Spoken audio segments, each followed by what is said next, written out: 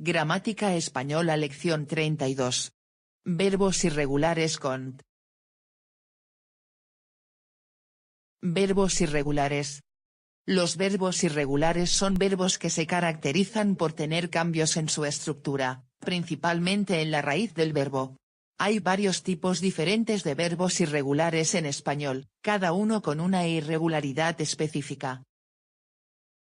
8. Verbos tener, venir, decir y oír. Los verbos tener, venir, decir y oír forman el último grupo de verbos irregulares en español. Se caracterizan por combinar dos irregularidades diferentes al mismo tiempo de otros grupos de irregulares anteriores. Tener, venir. Yo tengo, vengo. Tú, tienes, vienes. Él, ella, usted, tiene, viene. Nosotros, tenemos, venimos. Vosotros tenéis, venís, ellos, ellas, ustedes, tienen, vienen.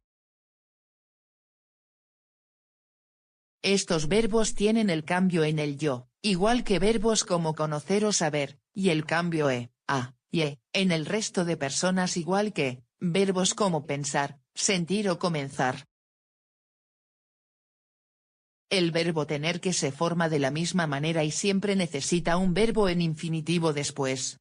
Este verbo expresa un significado diferente a tener que expresa una obligación o un deber, al igual que la expresión hay que más infinitivo. Tengo que visitar a mi amiga.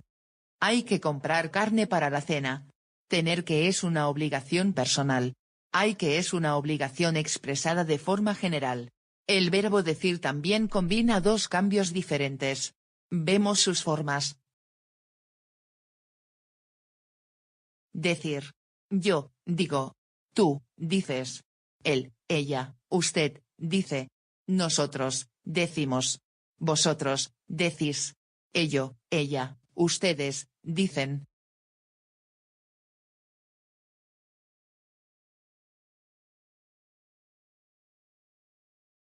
En este caso, el verbo decir combina el cambio del yo irregular, igual que verbos como saber o conocer, con el cambio de verbos como pedir o seguir. Por último, el verbo oír combina el cambio en el yo irregular con el cambio de verbos como construir o huir. Vemos las formas gramaticales. Oír. Yo, oigo. Tú, oyes. Él, ella, usted, oye. Nosotros, oímos. Vosotros, oís. Ello, ella, ustedes, oyen. Es importante recordar que las formas de nosotros y vosotros siempre son regulares en estos verbos, nunca cambian. Verbo. Irregularidad. Ejemplos. Tener, venir. Yo irregular. Más a, y e. Tengo 20 años. ¿Vienes a la playa? Decir. Yo irregular. Más a, y. Yo digo muchas tonterías. Tú no dices nada. Oír. Yo irregular. Más y, ¿oyes la música? El verbo ir y sus diferentes usos. El verbo ir siempre expresa dirección y movimiento. Siempre necesita preposiciones para expresar una dirección, generalmente la preposición a. Yo voy a más el cine. Nosotros vamos a la playa todos los días en verano. También aparece con la preposición de en. Con estas preposiciones, el verbo ir no expresa dirección sino una forma o modo de moverse. Mis padres van de compras el fin de semana. Siempre voy en metro al trabajo. Existe otro uso del verbo ir totalmente diferente.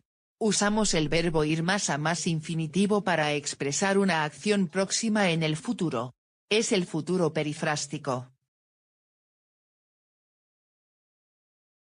Voy a estudiar a la biblioteca. Ella va a aprender muchas cosas en este curso. Vamos a trabajar una nueva lección.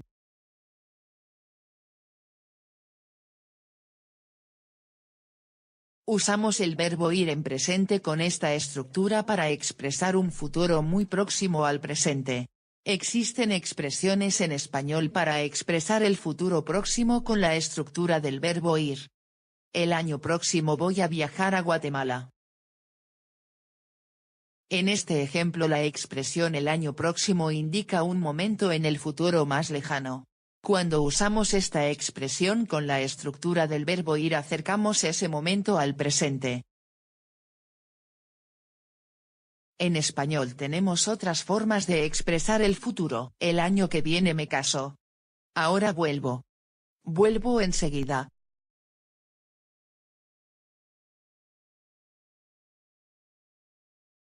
En todos estos ejemplos, expresamos una acción futura muy cerca del presente gracias a expresiones como, el año que viene, el año próximo, ahora, enseguida.